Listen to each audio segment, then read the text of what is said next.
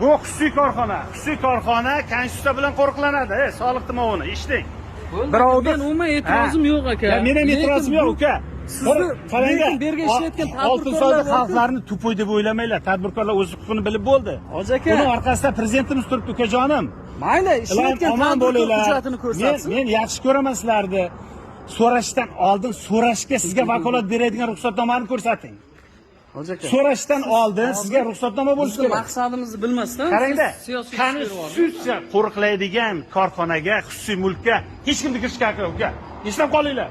Endi Biz ikkovimiz so'kishmadik, urushmadik, qonun nuqtai nazaridan gaplashdik burasida. Shuning uchun sizni mulkingizga bilib ijara qo'yinglar, asosida ishlatgan bilib qo'yinglar uka. Mana shu yerga, hey, chiziq qara, chiziqni qara uka. Kirishdan oldin ruxsatnoma so'ra bundan buyog'i. Bilmasang bilib qo'y. Seni Biz ham o'qitgan, gapirsak bo'ladimi? seni o'qitgan ustozingni ana shuga. O'qitgan ustozingni ana shuga. Tushundingmi uka? Soliqni muoni bo'lib turib, xususiy korxonaga kirishdan oldin mendan ruxsatnoma so'ra uka. Men pul sarf qilib korxona Bu qurib yerda qo'yibman. ishlayotgan tadbirkor